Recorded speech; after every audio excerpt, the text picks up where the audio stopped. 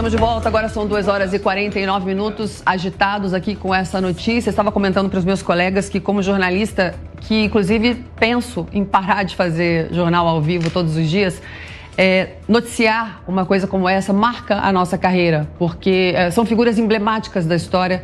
Já cobri muitas coisas, Olimpíadas, situações difíceis, protestos no Paquistão. Mas realmente noticiar a morte da Rainha Elizabeth ao vivo aqui na Jovem Pan realmente marcou a minha carreira neste exato momento. E a gente fica muito tensa, eu confesso para vocês, eu fico muito cética e eu acho que não vai ser tranquilo essa passada de trono para o Príncipe Charles. Ele não é uma figura muito querida na Inglaterra e não é muito respeitada. E como a Inglaterra tem muitas colônias ainda, né, a Rainha Elizabeth era rainha de várias regiões. Não sei se esse processo vai ser feito de forma tranquila, como vai ser recebido. E tudo que a gente não precisava agora é de mais uma instabilidade na Europa. Já temos ali uma instabilidade seríssima, né? Da OTAN, da Rússia, da Ucrânia, da Alemanha. E aí agora a Inglaterra se enfrentar mais uma fragilidade em seu sistema de governo não seria bom para ninguém, não é, Suano? Ah, não. Não seria de forma alguma. Só para fazer o último comentário acerca daquilo que está acontecendo agora, nesse momento, é uma tristeza, mas traz uma satisfação em se saber que não haverá abalos nas instituições inglesas. Porque seja com o Charles, que certamente vai querer ficar um tempo com a coroa, ou seja, com aquele que o sucederá, o William, nós temos que haverá uma transição pacífica e as instituições inglesas vão continuar ocorrendo. Já tivemos agora a posse da primeira-ministra, que recebeu a bênção, vamos colocar dessa maneira, da rainha, e a primeira-ministra já definiu quais são os seus parâmetros, já definiu qual é o papel da Inglaterra no mundo, já definiu que ela vai querer fazer uma aliança estratégico-militar com os Estados Unidos, com a Austrália, simplesmente olhou para a Europa e disse: a Europa não está funcionando bem, então vamos fazer coisa séria, porque o papel da Inglaterra no mundo precisa ser reconsiderado.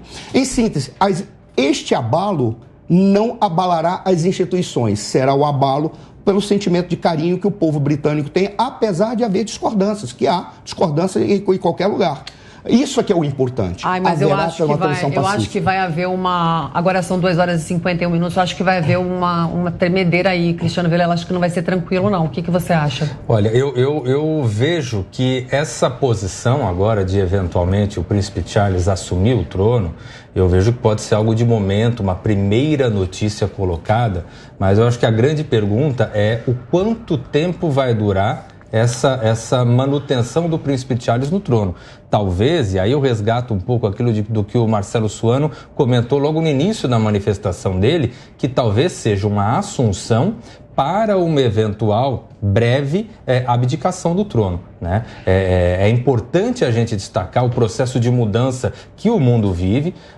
Hoje, uma monarquia como a monarquia britânica, ela requer figuras destacadas, figuras que deem essa solidez institucional e moral que o Estado britânico precisa, e talvez já seja claramente sabido dentro do Palácio de Buckingham que o Príncipe Charles não reúne condições para assumir esse posto, e talvez o que ele faça seja uma transição, mas uma transição segura, respeitável, quer dizer, assimilando um momento de grande dor agora com o falecimento da rainha e já construindo os caminhos para uma breve assunção do seu filho efetivamente como o chefe do trono britânico. A gente tem um tweet da família real que acabou de sair comunicando a morte dela. Pode colocar na tela, por favor, para eu ler e explicar.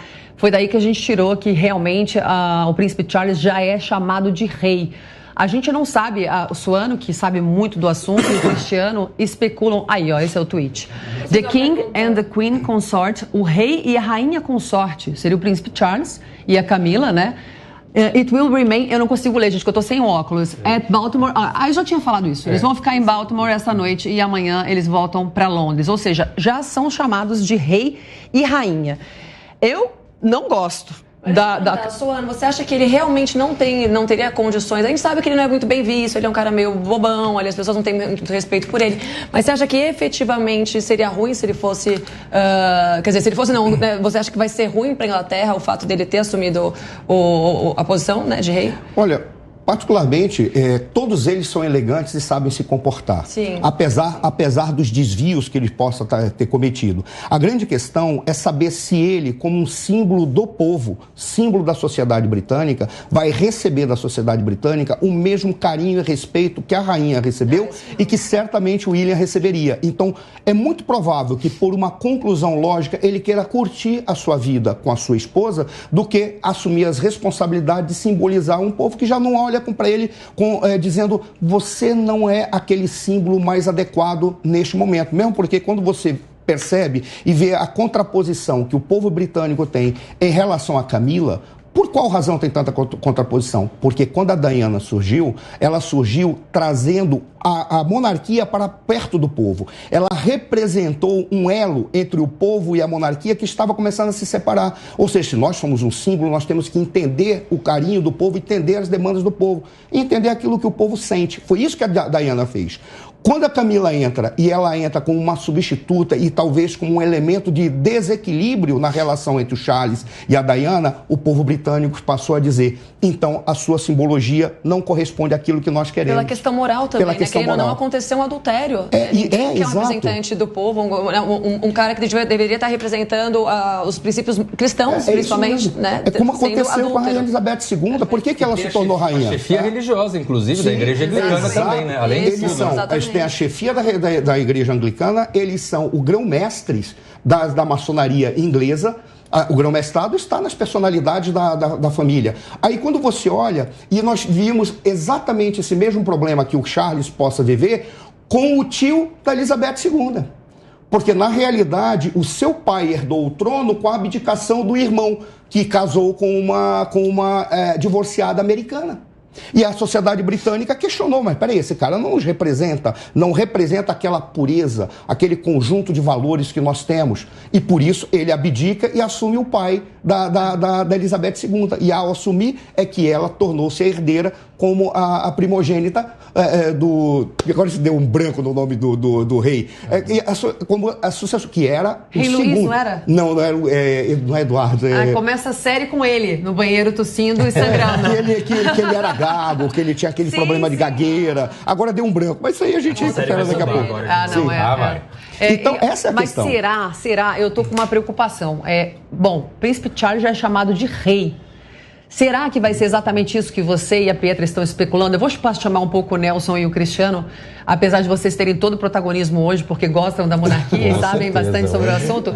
Mas será que vai ser só um degrau? Ele assume agora, porque na sucessão ele seria realmente, e aí depois ele abdica? O que você acha, Nelson? Eu acho que seria a forma mais legítima de passar o reinado ao William. Porque ele assumindo e abdicando, a gente tem um protocolo seguido que legitima, da legalidade, né? Essa transição seria o mais natural, né? E eu espero que isso aconteça. Eu acredito que a maior parte aí, principalmente dos cidadãos ingleses, também esperam isso. Acabei de saber que o casal Harry e Meghan Markle estavam na Alemanha para um evento esportivo e também já foram para o local, Cristiano. Olha, eu vejo também, eu concordo totalmente com o que o Nelson colocou. Eu vejo veja como seria traumático se agora, num momento de grande comoção como esse, do anúncio do falecimento da Rainha Elizabeth, já viesse uma notícia chocante como essa de que o trono seria eventualmente assumido diretamente, não pelo príncipe direto, o príncipe Charles, mas pelo príncipe William. Então, eu vejo que é importante, até para a manutenção da institucionalidade monárquica britânica, que seja feito essa transição entre o príncipe Charles, a figura que deve naturalmente assumir, né, sequencialmente o trono, e aí sim, num segundo momento, se faça uma transição segura e, creio eu, que rápida para o príncipe William. Até para respeitar o momento, né, Cristiano? Esse momento, esses próximos dias vão ser de celebração do que do que foi a história da Rainha Elizabeth. Nós temos uma série de protocolos a serem seguidos agora no funeral. E a figura do rei ali, ela é importante para manter a estabilidade nesse momento. Depois, em um momento oportuno, eu acredito que seja aí o momento certo, adequado para essa transição ao príncipe William. Assim, a monarquia não funciona assim também, né? Eu não gostei do rei agora, então vamos depô-lo, né? Querendo ou não, por mais que ele não seja uma figura simpática aos britânicos, acho que ao mundo todo, ele nunca se envolveu em esquema de corrupção, ele nunca fez algo errado fora do âmbito familiar, moral, né? Foi por isso que ele ficou queimado. Eu concordo que sim, a gente tenha que existir essa base moral sólida num representante numa monarquia. Mas, de qualquer forma, não dá pra gente achar que através de uma revolução, de um plebiscito, alguma coisa do tipo, a gente vá depor um rei que tá ali pela sucessão, né, faz sentido ele estar lá assim, porque ele é o primeiro na sucessão.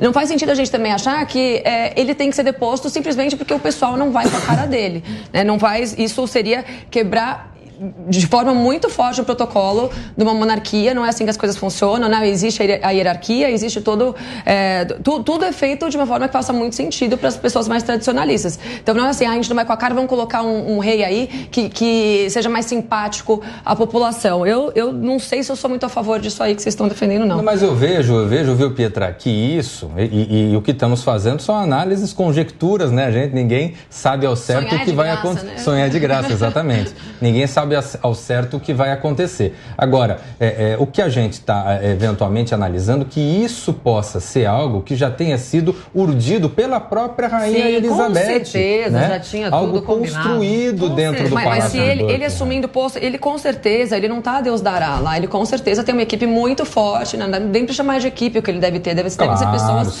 que estão há décadas preparando ele para esse dia, que estão há décadas, independentemente de qualquer coisa, ele ainda é um rei, é um sucessor do trono que foi preparado desde que ele nasceu para isso. Então, por pior que seja o cenário, por mais antipático que ele seja à população, ele com certeza tem sim características que fazem com que ele possa assumir esse posto, sim. Bom, eu agradeço a você que nos acompanhou aqui no Linha de Frente. Hoje, por motivos óbvios, nossa programação vai interromper um pouco mais cedo.